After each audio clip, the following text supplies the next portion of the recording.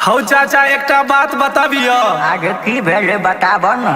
एकटा मजा के बात छे, हमरा हंसियो लागे छे। आगे की भेले बोलो न। फलनवा के बेटा के चिन्है छो हो? आगे नहीं चिन्है छियै, नाम बोलो न बढ़िया जो। कौन फलनवा के बेटा? लदना छोरा के बियाह भेले, नया मोटरसाइकिल दहेज में देलकै, जानै छो हो? आगे की भेले? अरे की नहीं भेले हो चाचा, हम सुनबै छियो। आगे तो सुनाबो न बढ़िया जो, खोल के बोलो। ले तब सुन। Priya studio Delhi.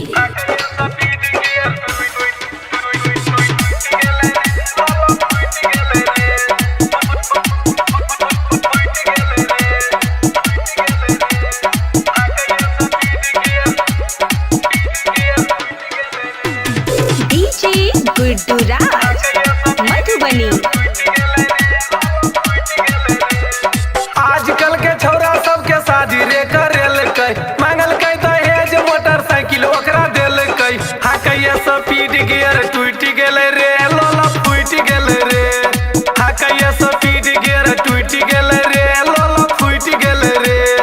हाकैया speed gear टूट गेलै रे, लोला फूट गेलै रे।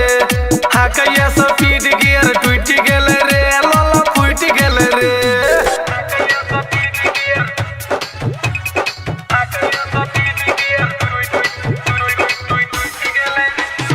DJ Guddu Madhubani, DJ Guddu Madhubani.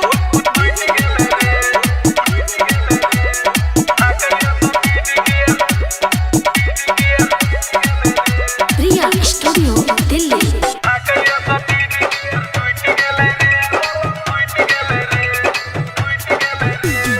कनिया खियाबै अपना हाथ से खाना, खैला देलकै मैयो रोटी आलू के साना।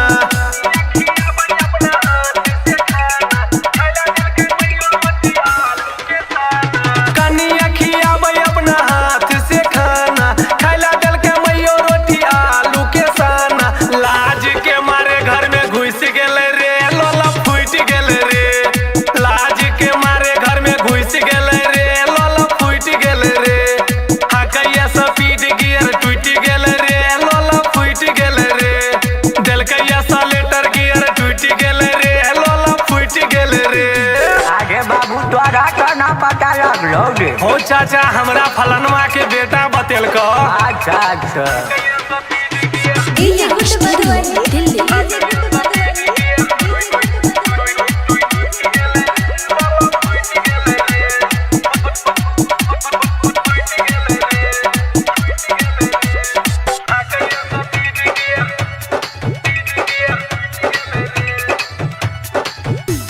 छौरी सबके देखे खूब बढ़िया से ताकै, गाड़ी स्प्लेंडर अपना मर्जी से हाकै। आजकल के छोरा सब बड़ा रंगबाज भ गेले। हो काका ठीके कहै छो हो। छौरी सबके देखे खूब बढ़िया से ताकै, गाड़ी स्प्लेंडर अपना मर्जी से हाकै। बुढ़िया के झोपड़ी में घुस गेलै रे, लोला फूट गेलै रे। बुढ़िया के झोपड़ी में घुस गेलै रे, लोला फूट गेलै रे। हाकैया स्पीड गियर टूट गेलै रे, लोला फूट गेलै रे। देलकैया सलेटर गियर टूट गेलै रे, लोला फूट गेलै रे।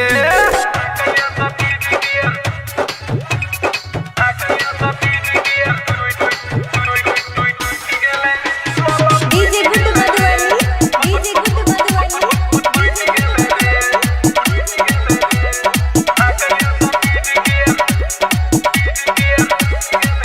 प्रिया स्टूडियो दिल्ली।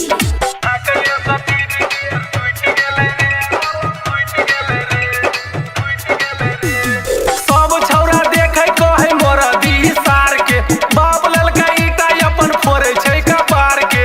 हौ काका उ छौरा त अपना बाप के पगड़ी गिरा देलकै। आगे ओकरा बांध के भीतर करा।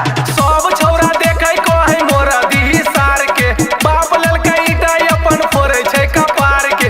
दिलीप सम्राट संगे कूद गेलै रे, लोला फूट गेलै रे। दिलीप सम्राट संगे कूद गेलै रे, लोला फूट गेलै रे। हाकैया स्पीड गियर टूट गेलै रे, लोला फूट गेलै रे। देलकैया सलेटर गियर टूट गेलै रे, लोला फूट गेलै रे। आगे याद चला घंटा भुर भुर